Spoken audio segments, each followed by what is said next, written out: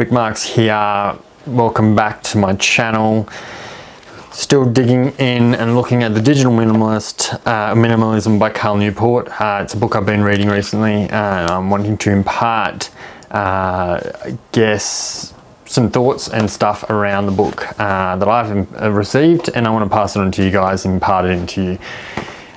They talked in this, and I talked about it in previous videos, around time management, I guess, and not wasting your time. Just like we kind of do an audit of our finances and we try to work out where money's leaking.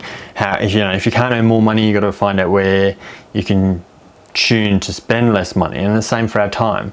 You can't get more time. There's no way to get more time. So then you need to work out how you can better tune your time spend to achieve the goals that you want to achieve.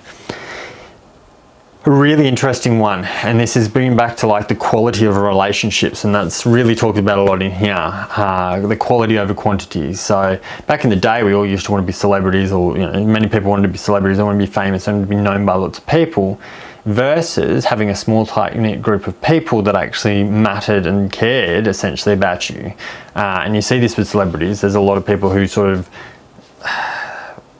idolize per se a particular person, and they're just doing their job.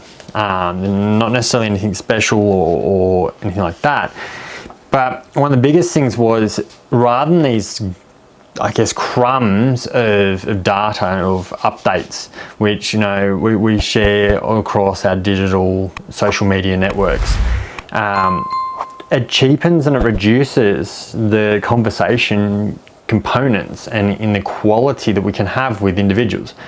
So before the time of technology, when you go to catch up with your friend, you didn't really give a crap about your phone, because you got text messages or phone calls essentially, and they cost quite a fair bit of money back in the day.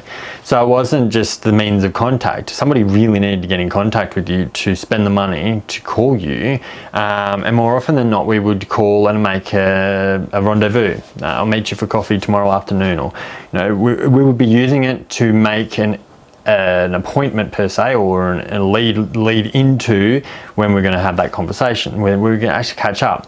And then when we would go and have a catch up, we would have a conversation, and we would have a much better focused conversation. When I've gone for coffees or whatever it be, the amount of times people are like tapping their phone, checking their status, did somebody message me, that's a distraction. And so when you're trying to engage, they're not really listening, because they're already thinking about, I'm waiting on X person to get back to me, or I'm waiting on an email, or I'm thinking about this, or I'm going to do this. And I'm not saying back in early 2000s and the 90s that people weren't distracted in their one-on-one, I guess, catch-ups. But you didn't have that distraction in itself. So I think what probably is a good suggestion for leaders and managers out there, when you're doing your one-on-ones, don't even take your phones in. Find a safe, secure spot, or give them to somebody else in the office to manage, look after for your one-on-one. You will find the quality of the conversation, the quality of the engagement will be far greater, because you're not looking at distractions and thinking about an email and thinking, those thoughts will still be there, and I can't change the mental capacity and workload that's going on in your head. What I can do is remove and encourage the removal of the technology components, which make the distraction even more, I guess, obvious as well. So then the person who's receiving doesn't feel like you're actually giving them your 100%. One of the suggestions, and this is something that in a study, I think it was, there was the 5:30 rule. And I mean time, 17:30 if you work on military. So weekdays at 5:30, there was a person, this is what they implemented. I'm trying to scan to see if I can find it. They were in Silicon Valley, so they were busy people. They had running companies and doing all that sort of stuff. Every person knew they could call at 5:30 on a weekday and have a phone call conversation, 100% attention. He did this because it was his commute, and this is one way that he wasn't busy with other things. He could give 100% focus, And it was time, again, he'd done an audit of his time management and gone, this is a dead space of time. So when I can value add, I can give people my attention whilst I'm driving the car and commuting into work. So he held at 5:30. So his whole family and the immediate circles knew, can call at 5:30, he's going to answer, he's not going to avoid. Whereas during the day, he was running his businesses and wasn't just able to take the phone call, and often, you know, might have said, I'll call you back, or just ignore it altogether. And a lot of people run with a do not disturb as well. And this is something that the book just encourages as well. So there's all these stepping stones, and you have to work out how you're going to tune your technology into your life to make it best serve you, not you being served by it. And having your settings in your do not disturb enables you to change what comes through that. So if you've got kids' school and, you know, your partner, etc., you can have certain things that will come through. Otherwise, it goes to do not disturb.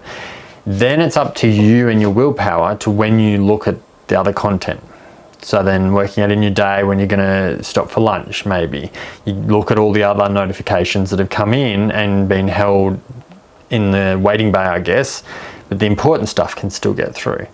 So this is where the fine tuning and you understanding where your money leaks, money being time in this situation, you can then tune out and you can and find ways that you're no longer just throwing away your time, because our productivity decreases. I remember growing up and there was always this talk about being able to multitask, and it was like a fantastic, like, women can multitask, they can do like 5 things, blah, blah, blah, blah. Studies have shown the productivity when you do multiple things reduces. So again, it's quality over quantity.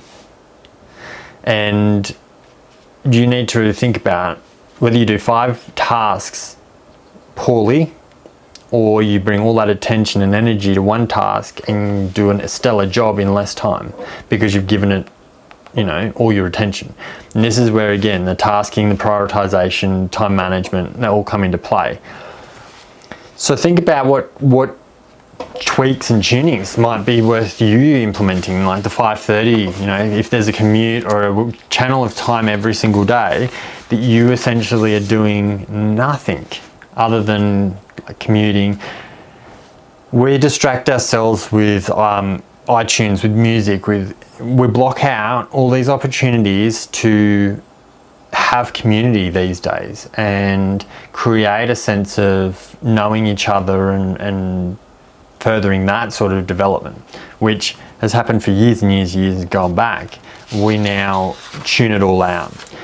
So think about next time where you can choose to do not disturb on your phone, or don't put your earbuds in to listen to tunes and tune out everywhere. Engage in some conversation. Have a conversation with somebody next to you, you know, how's your day going, you know, and that will open doors and you'll start to see a change in your own mental health as well. If you've enjoyed this video, thumbs up, hit the subscribe, bell notification. Monday to Friday, 9 AM, a new video will come out. But you'll see me in the next video. You have an awesome day. Okay, bye for now.